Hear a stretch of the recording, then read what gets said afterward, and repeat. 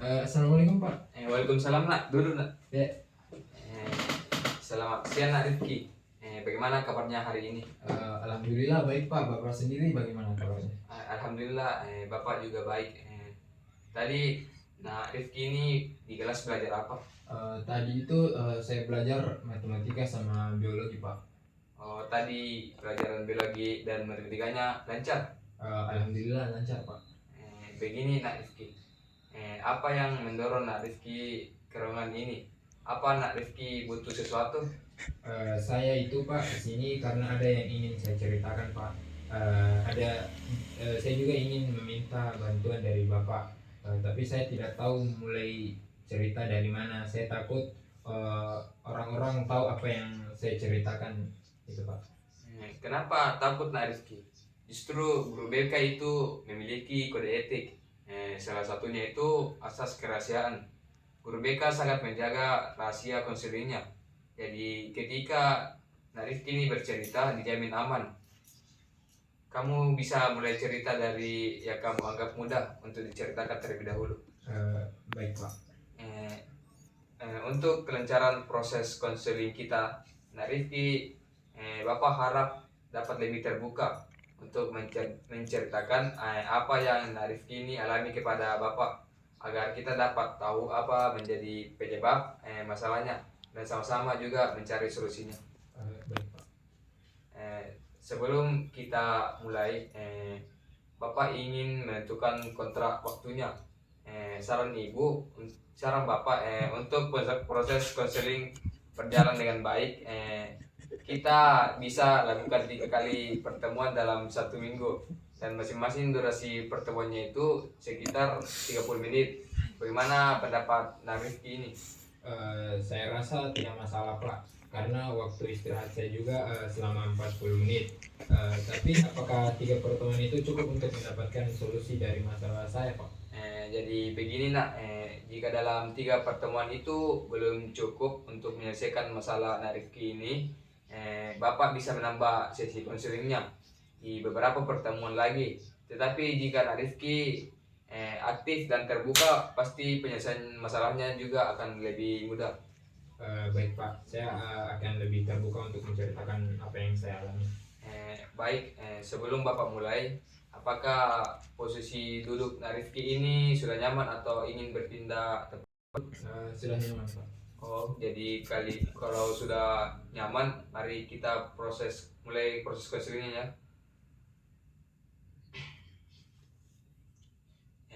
Sekarang Nak Rifki ini sudah bisa menceritakan apa yang membuat Nak Rifki ini terganggu akhir-akhir ini. Jadi begini Pak, akhir-akhir ini membuat saya itu merasa frustasi. Saya pusing dalam membagi waktu antara ke sekolah, ekstrakurikuler, dan membuat saya malas untuk beraktivitas. Oh, jadi Nak Rifki ini pusing dalam membagi waktu dan membuat Nak Rifki ini malas beraktivitas. Kalau Bapak bisa tahu kenapa Nak Rifki ini merasa seperti itu?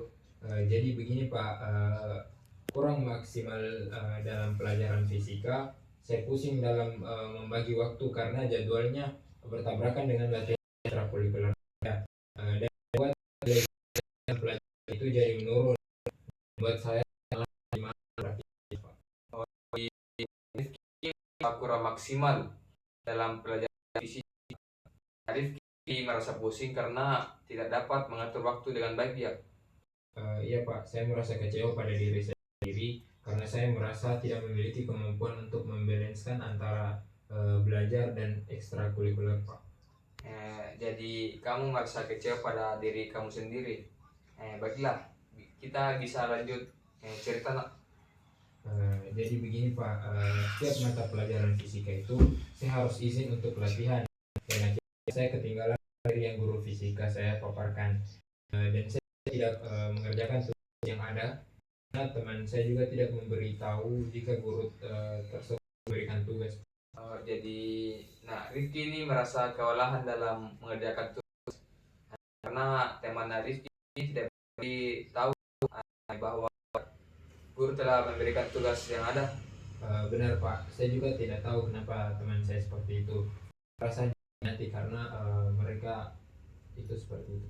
Oh, jadi kamu ini merasa kecewa pada diri kamu karena tidak mampu dalam mensejajarkan antara belajar dan ekstrakurikuler kamu. Eh, Bagaimana saya tidak kecewa Pak? Nilai saya pada mata pelajaran fisika saya dulu itu yang paling tinggi dari dari teman-teman sekelas saya, tapi sekarang itu malah jadi menurun Pak. Jadi Rifki ini merasa kecewa karena nilai fisikanya menurun ya. Iya Pak, saya merasa malu karena saya tidak bisa seperti teman saya yang lainnya. Mereka tetap dapat nilai yang bagus meskipun waktunya tersita untuk melakukan latihan ekstrakurikuler Pak. Jadi kamu ini merasa malu karena tidak bisa seperti temanmu yang lainnya ya, yang nilainya itu masih maksimal. Bapak mau bertanya apa untuk menanggapi masalah ini? Usaha-usaha apa yang telah Rifki ini lakukan?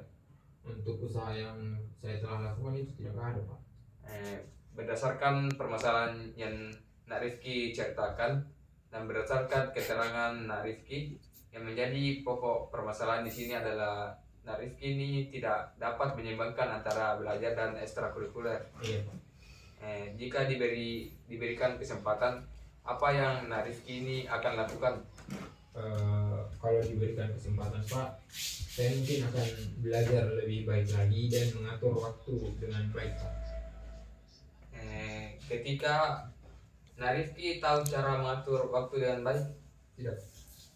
ketika Rifki ini tidak bisa masuk pada jam pelajaran fisika, saran Bapak ini Rifki bisa meminta catatan kepada teman Rifki ini agar Rifki tidak ketinggalan pada pelajaran itu, dan meminta teman Rifki ini untuk menjelaskan itu, dan tanyakan kepada teman Rifki ini apakah ada tugas atau tidak.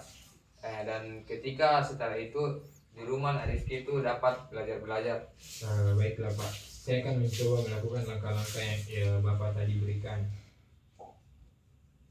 Jadi kapan kira-kira Rifki ini melakukan kegiatan tadi? Mungkin bisa besok Pak. Saya akan meminta teman saya untuk meminjamkan bukunya kepada saya dan meminta dia untuk menjelaskan apa yang guru fisika saya jelaskan di kelas Pak. Baiklah, Bapak harap langkah itu dapat memberikan perubahan positif pada masalah Rifki. Jadi Rifki tetap semangat ya. Baiklah, Rifki ini karena tersisa menit ini, pada sesi kita akan berakhir karena dari awal kita sudah sepakati bahwa proses konseling ini hanya berjalan 30 menit. Jadi Bapak akan mengakhiri proses konseling pada kita hari ini. Namun sebelum itu Bapak ingin memberikan tugas kepada Rifki untuk bawa pulang. Ibu, Bapak, Rifki mencatatkan sebuah perubahan yang Rifki rasakan setelah melaksanakan langkah-langkah yang Bapak berikan tadi. Baik Pak. Kira-kira apa yang Rifki dapat simpulkan dari proses konseling kita tadi? Baik, yang dapat saya simpulkan dari proses konseling kita ini Pak, yang pertama saya akan melaksanakan langkah-langkah yang Bapak berikan tadi agar saya dapat lebih maksimal dalam mata pelajaran fisika. Baiklah, Rifki, sekarang bagaimana perasaannya hari ini setelah melaksanakan sesi konseling bersama Bapak? Yang saya rasakan itu Pak, tentunya lebih lega karena saya dapat mengeluarkan apa yang saya rasakan dan saya dapat solusi untuk menyelesaikan masalah yang saya alami Pak. Jadi harapannya baiklah kalau begitu, semangat ya Rifki. Bapak yakin masalah Rifki ini akan terselesaikan dengan baik. Dan Bapak harap minggu depan di hari dan waktu yang sama kita akan bertemu di sini lagi. Dan Rifki silakan mengumpulkan tugas yang telah yang Bapak berikan. Rifki sudah bisa kembali ke kelas. Ya, makasih Pak. Silakan. Mari,